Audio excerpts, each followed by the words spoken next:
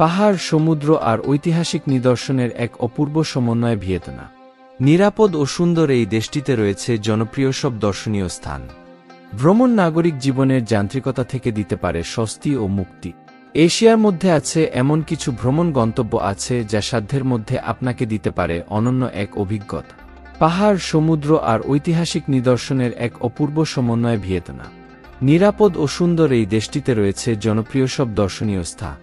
চলুন এই ভ্রমণ নিবন্ধে ভিয়েতনাম ঘুরতে যাওয়ার উপায় এবং আনুষঙ্গিক খরচের বিস্তারিত জেনে নেওয়া যাক। দক্ষিণ পূর্ব এশিয়ার পূর্ব প্রান্তে অবস্থিত 3,31,000 বর্গ কিলোমিটার আয়তনের একটি দেশ ভিয়েতনাম। এর উত্তরে চীন এবং পশ্চিমে লাওস ও কম্বোডিয়ার স্থল সীমানা।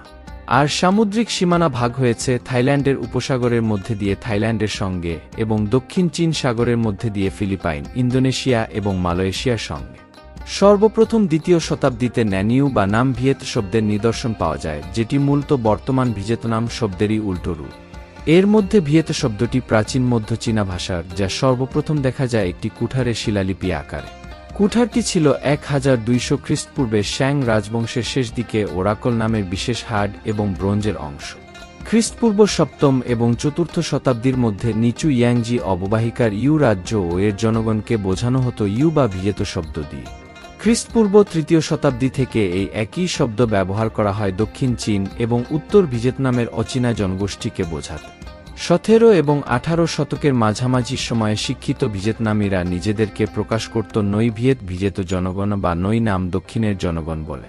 ভিয়েতের পরে নাম শব্দটির উপস্থাপন সর্বপ্রথম দেখা যায় 16 শতকের কবিতা স্যাম ত্র্যাং ত্রিনে।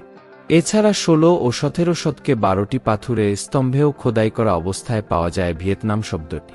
19 শতকের শুরুর দিকে নুয়েন রাজবংশের রাজা গিয়ালং আনাম নামের রাজ্য দখল করে।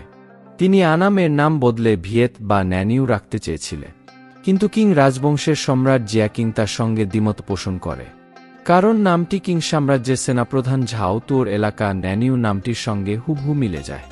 এছাড়া এই ন্যানিউয়ের মধ্যে দক্ষিণ চীনের জায়গা গুয়ানজি এবং গুয়াংডংও ছিল।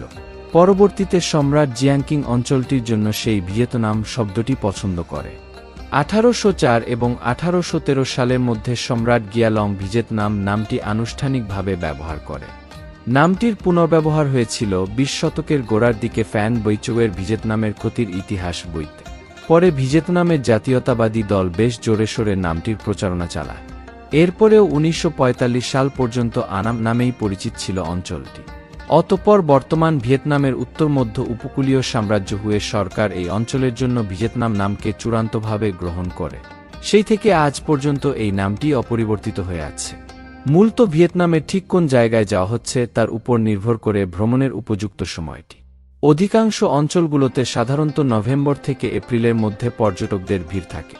দক্ষিণ ভিয়েতনামে এই সময়টাতে গরম ও শুষ্কতা বিরাজ করে, আর দক্ষিণের জুন, জুলাই এবং আগস্ট মানেই বিরামহীন বৃষ্টিপাত। হ্যানি সহ ভিয়েতনামের উত্তরে মে থেকে অক্টোবর পর্যন্ত বেশি বৃষ্টিপাত সহ গরম থাকে, আর নভেম্বর থেকে এপ্রিল পর্যন্ত শীত। মধ্য ভিয়েতনাম জানুয়ারি থেকে আগস্টে গরম ও শুষ্ক থাকে। এ সময় তাপমাত্রা কখনো 30 ডিগ্রি সেলসিয়াসেও উঠে যায়।